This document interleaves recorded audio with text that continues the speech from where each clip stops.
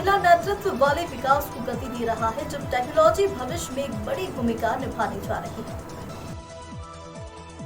We assumed the presidency of the G20 on the 1st of December last year, and we will conclude our presidency on the 30th of November this year. During the course of our presidency, we would have hosted over 220 G20 meetings in 60 different cities across the length and breadth of our country. In keeping with the Prime Minister's vision of a pan-Indian G20, we will have hosted one G20 meeting in at least one G20 meeting in every state and union territory of India. And to my mind, that is the finest example of cooperative federalism that we can see. Now, the effort has been, of course, to take the G20 down to the grassroots level through a process that we call Jan Bhagidari, which is a people's participation movement. And whether it is through the G20 University Connect or the G20 Model School or quiz, essay and painting competitions and festivals, the G20 has been popularized and taken down to the grassroots levels in our country. We have also looked at the G20 as an opportunity to highlight and showcase India's rich cultural heritage and diversity and our tourism potential. And in that context, we have hosted over 300 cultural events with the participation of over 18,000 of our cultural artists and exponents. Of course, we have also made our presidency an inclusive one. Sherpa has already mentioned that we've had very significant participation from the Global South and from Africa. We would have received a total of about 100,000 visitors for our G20 presidency from over 125 nationalities. And for many of them, this has been the discovery of a new India. And I think that has been very significant from their point of view. Clearly, the G20 presidency will bring economic benefits to our country and to our citizens, and that's also been a very important objective.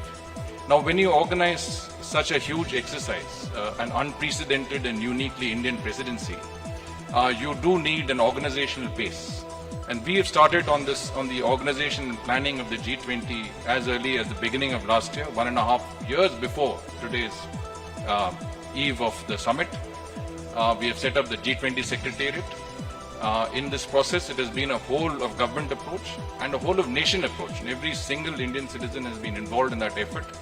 And it's very important to note that about 15 million of our citizens have been directly involved in the participation of some G20 event or the other across our country.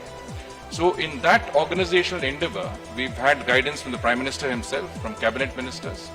There is a coordination committee which has been set up under the Principal Secretary to the Prime Minister, which includes the NSA, which includes cabinet secretaries, senior secretaries, Sherpa and all of us here.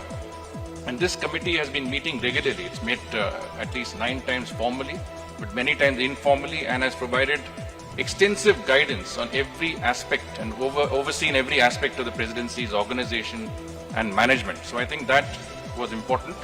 Now, on the summit itself, of course, Foreign Secretary and Sherpa will take you through the program elements, but it's important for you to know what else is there and what are the activities and exhibitions and other events which are within the Bharat Mandapam, within the G20 summit complex. Of course, the media center is one that you have seen. Both halls 4 and 5 have been earmarked for the media center. We expect to host between 2,000 and 3,000 international and domestic media here. It will be a state-of-the-art media center with over 1,300 workstations, high-speed internet, and Additional Secretary XP would have communicated to you the other aspects of this media center. There is an emphasis on the cultural aspects of our presidency as well. There is a very unique exhibition which is called the Cultural Corridor, which will be on display at the convention center. This involves the display of cultural artifacts and objects from different countries, both tangible and intangible heritage, but also natural heritage. So this has some very, very interesting exhibits, which the details of which will be available with you. We also have an immersive display, which has, again, some of the best illustrations of every country that is a part of our G20 presidency. and all of this again is at the convention center.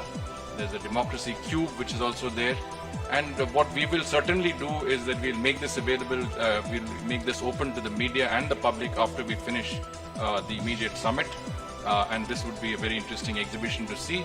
Besides that, we have the Mother of Democracy exhibition. India is the largest democracy, vibrant democracy over the ages, has arranged an exhibition which would be essentially narrating the 7,000-year tradition of democracy in our country from the ancient to the modern. There will be 26 interactive panels which would be available in all of the G20 languages. There are apparently 16 languages in which this will be available. There is also a bronze replica of a girl from the Sindhu Saraswati era, 2,500 to 3,500 years before. And this is a very unique part of the exhibition, at the center of the exhibition. And there will also be someone who will greet everybody. It's artificial intelligence driven, so it's a technology oriented platform. And of course, the person who will greet will also provide an introduction to India's age-old democratic traditions in their respective languages. You are also aware that we will have, at the time of the dinner that will be hosted tomorrow by our president, there will be a musical ensemble which will play in the background. This, of course, will represent again musicians from all parts of our country, but it will also include musical traditions of every nature, whether it's Hindustani, Carnatic, folk, bhajans. Every aspect of music in our country will be covered by these 77 musicians, who would also include young students, people who have some disabilities, but also people who are from different walks of life across our country.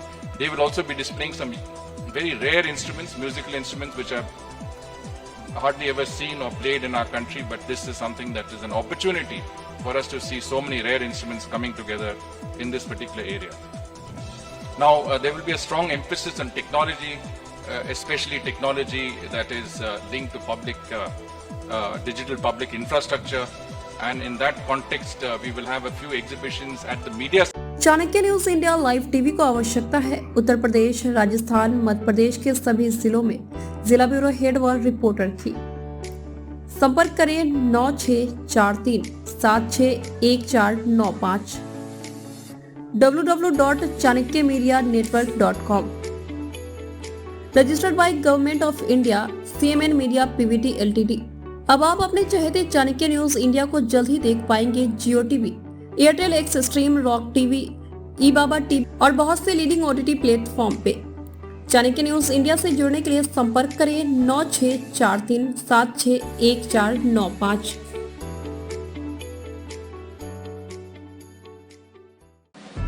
खबरें जो आपको सीधे जोड़ती हैं हमसे, जिनका आपकी जिंदगी पर होता है सीधा असर। खबरों की वही तस्वीर, बिना बदले, बिना डरे, जज्बा सच का लिए, सच दिखाते हैं।